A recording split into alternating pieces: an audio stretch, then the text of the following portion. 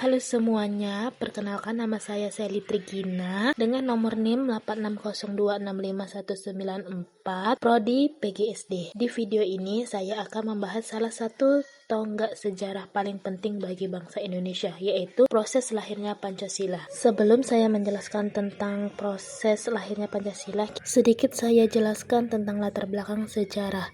Menjelang tahun 1945, Indonesia masih berada di bawah pendudukan Jepang. Jepang membentuk Badan Penyelidikan Usaha Persiapan Kemerdekaan atau BPUPK. Badan ini bertugas menyelidiki dan mempersiapkan hal-hal penting terkait kemerdekaan Indonesia. BPUPK menjadi wadah bagi para tokoh bangsa untuk merumuskan dasar negara yang akan menjadi fondasi Indonesia merdeka. Proses lahirnya Pancasila melalui perjalanan yang cukup panjang, dimulai dari sidang BPUPK yang berlangsung pada tanggal 29 Mei hingga 1 Juni 1945. Pada sidang tersebut, berbagai tokoh menyampaikan gagasannya mengenai dasar negaranya. Puncaknya adalah pada tanggal 1 Juni 1945 ketika Insinyur Soekarno menyampaikan pidatonya dan memperkenalkan istilah Pancasila. Setelah itu, dibentuklah Panitia 9 yang berhasil merumuskan rancangan pembukaan undang-undang yang dikenal dengan Piagam Jakarta pada 22 Juni 1945. Proses ini kemudian disempurnakan dan disahkan oleh PPKI, Panitia Persiapan Kemerdekaan Indonesia, pada tanggal 18 Agustus 1945, di mana Pancasila resmi ditetapkan sebagai dasar negara kita. Dari proses yang panjang ini, ada beberapa nilai Pancasila yang sangat terlihat. Pertama, nilai musyawarah dan mufakat. Para pendiri bangsa dari berbagai latar belakang budaya dan agama berdiskusi untuk mencapai kesepakatan bersama. Yang kedua, nilai persatuan dan nasionalisme.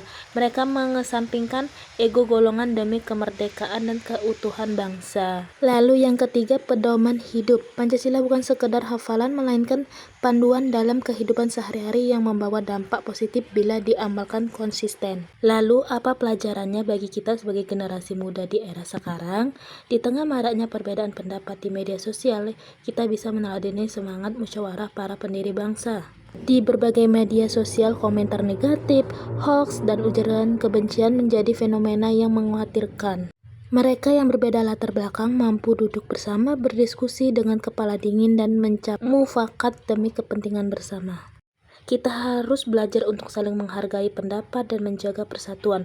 Pancasila bukan hanya sekedar hafalan, melainkan pedoman hidup agar kita tetap bijak dalam bertindak dan bermedia sosial. Ketika kita mengamalkan nilai-nilai Pancasila secara konsisten, dampak positifnya akan terasa dalam setiap aspek kehidupan, seperti kerukunan antar umat beragama, keadilan sosial, dan persatuan bangsa Indonesia.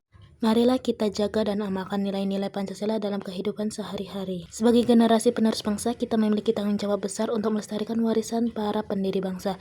Jadilah pemuda yang bertanggung jawab, menjunjung tinggi persatuan, dan mengamalkan Pancasila. Terima kasih sudah menonton penjelasan saya. Semoga bermanfaat.